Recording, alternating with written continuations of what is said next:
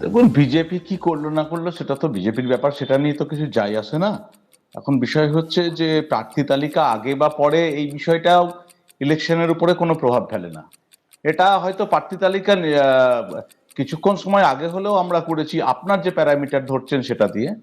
কিন্তু বিষয়টা হচ্ছে এবারের লড়াইটা হচ্ছে বামপন্থীদের কাছে এককভাবে লড়াই, দীর্ঘদিন জোট ছিল, কিন্তু এইবার সর্বাত্মকভাবে বামফ্রন্টের যে লড়াই হবে, সঙ্গে আইএসএফ হয়তো আছে, তাদের সঙ্গে কথাবার্তা চলছে, আগামী দিনে হয়তো খুব তাড়াতাড়ি একটা সেটেলমেন্টে পৌঁছে যাওয়া সম্ভব হবে।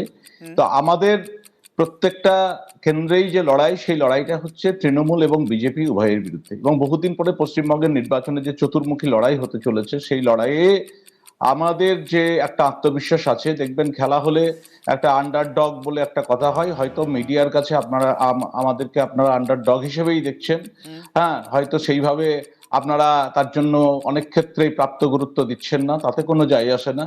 বামপন্থীরা লড়াইয়ে ছিল, আছে, থাকবে। সম্প্রতি যে স্ট্রাইকটা হয়েছে, সেখানে বিভিন্ন বামপন্থী যে সংগঠন, যারা তাদের পেশা সংগঠনগুলো, সেগুলো তারা দেখিয়ে দিয়েছে যে স্ট্রাইকটা কোন জায়গায় মুখ্যমন্ত্রীকে ভয় ধরাতে পারে। সুতরাং প্রতিদিন মানুষের সঙ্গে কথা হচ্ছে।